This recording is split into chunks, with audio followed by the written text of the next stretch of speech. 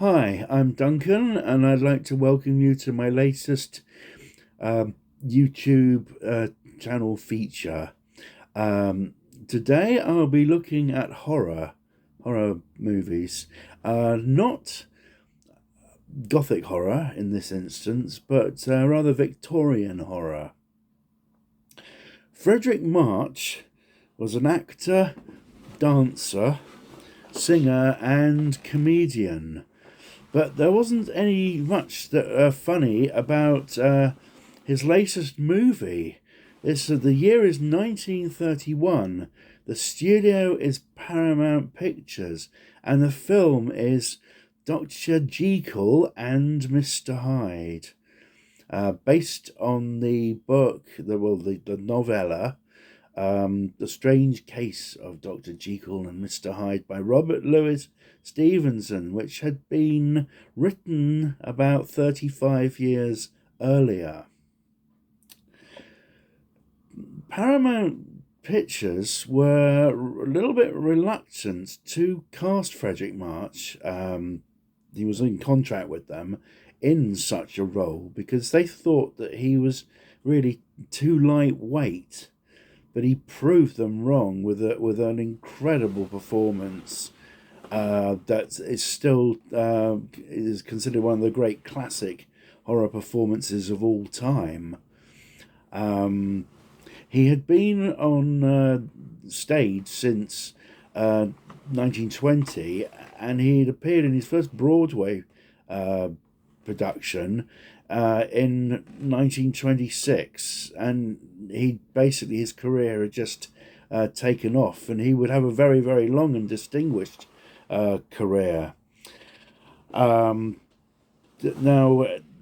the movie has got some fantastic character performances.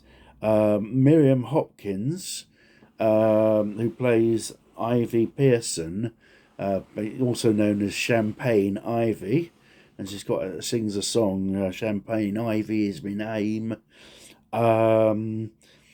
Then we've got Mrs. Hawkins, who's played by Tom Pigott. I presume it's pronounced that. It's a French name. And her performance is absolutely terrific. And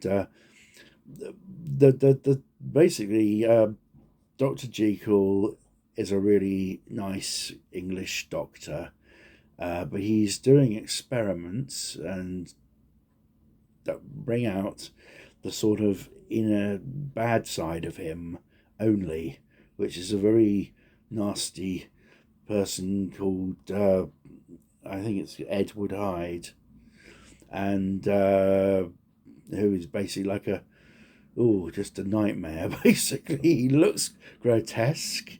He's got the most ghastly teeth that desperately need to see a dentist. He's he looks very simian, apish, like that must be a passing nod to the earlier version of Jekyll and Hyde, which was in 1920, starring John Barrymore, and he basically terrorizes Miriam Hopkins, and there's the transformations are more intense as the evil takes part over a period of time. His transformations get worse, and the Jekyll, the Hyde character gets more and more grotesque every time he changes. That there's very sadly the director Ruben Mamoulian, I presume. I'm sorry if I've pronounced it wrong. He divulged how the special effect or transformation was done in 1969, which I think is a terrible shame. I've never agreed with anything like that at all. Like Doctor Who Confidential. Um, it's like the Magic Circle, telling you all their tricks. Um, so there are some things that are nice that can be kept, I think, in the cupboard. Um, Critics, the film got superb reviews from the critics, some comparing it with the 1920 version, which they acknowledged was a good. Of course, it didn't have the advantage of sound, uh, but they acknowledged that was a good film. But they said that it was felt was a little bit better, a little bit more superior. Uh, and Frederic March would win an Oscar for his performance. It was a shared Oscar. Wallace Beery also won the Oscar for the Champ, so it was a shared Oscar. There is a very very powerful scene in the movie where Miriam Hopkins is being molested by Mr. Hyde. And what makes the scene so incredible is that it's in daylight and it's in a crowded sort of bar, a bit like Witherspoons, and people are just doing their own thing, going past. Somebody does try to help her, but he gets rebuffed by Hyde in tremendous aggression. I don't want just want to show you what he looks like, the Frederic March character. We've got here The Dark Side, which is a fabulous British fantasy magazine, and it's they did a very very fine article on the whole of Jekyll and Mr. Hyde, and the front cover is the Frederic March interpretation of the character. Now, you've noticed me mostly, but I had a slip up earlier. Dr. Jekyll or Dr. Jekyll? Well, in this film, it's Dr. Jekyll.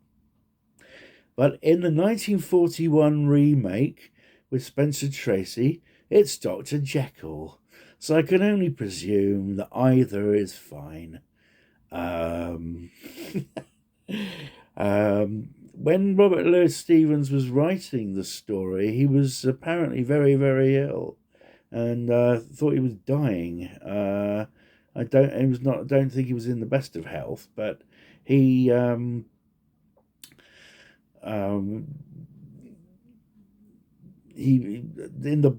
the book, there's no love interest in this film. There's Muriel. There's Muriel, played by Rosette Hobart, but there's no love interest in the Robert Louis Stevenson story. Well, you've got to have, and I think it was the love interest was played in the Spencer Tracy version was, I think, Ingrid Bergman, I think. But it's a superb movie. Obviously now the other film companies were getting on the idea that if Universal could have success with horror, they could as well. And this one can go along with two other classics of that year, Dracula with Bela Lugosi and Frankenstein with Boris Karloff. Well, these three movies could go together in a screening and really complement each other. As I say, Frederic March would have a tremendous the successful career. He'd been nominated for at least one more Oscar, and one of his last films was in 1966. Where he played a crooked Indian agent and co-starred with Paul Newman in Hombre, directed by Martin Ritt.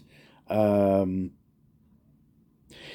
film was what we call a pre-code movie, i.e. the production code that came in the sort of early to mid-30s, with people showing concern about certain movies, and the movie wasn't cut in the States.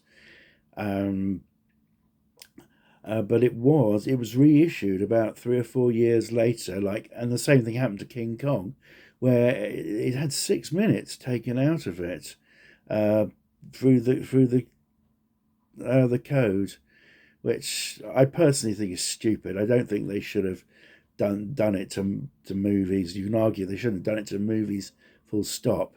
But the code, which was I think set up by a lot of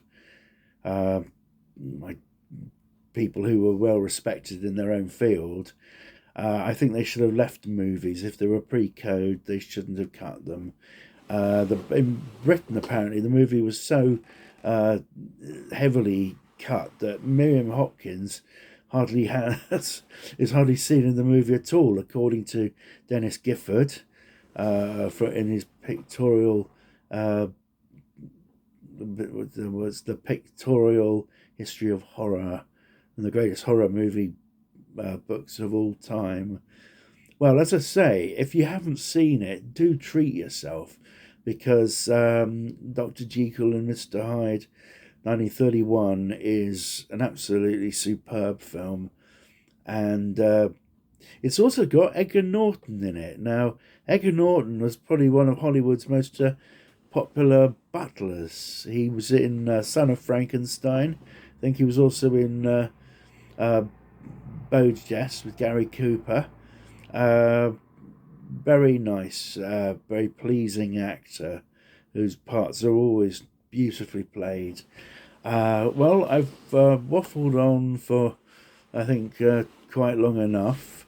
If you like this, then please tick the like button.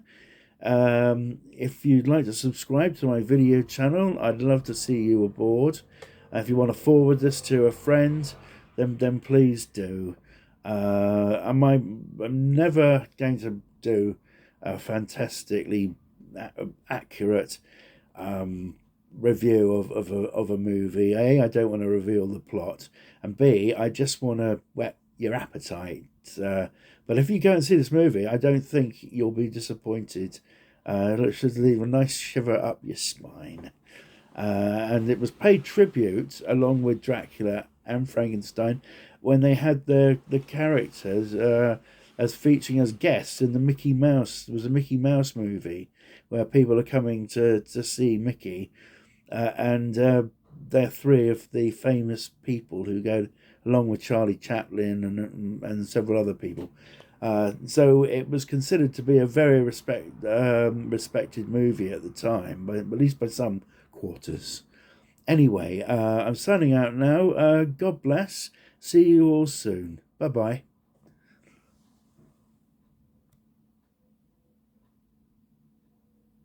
Turn off your wretched thing.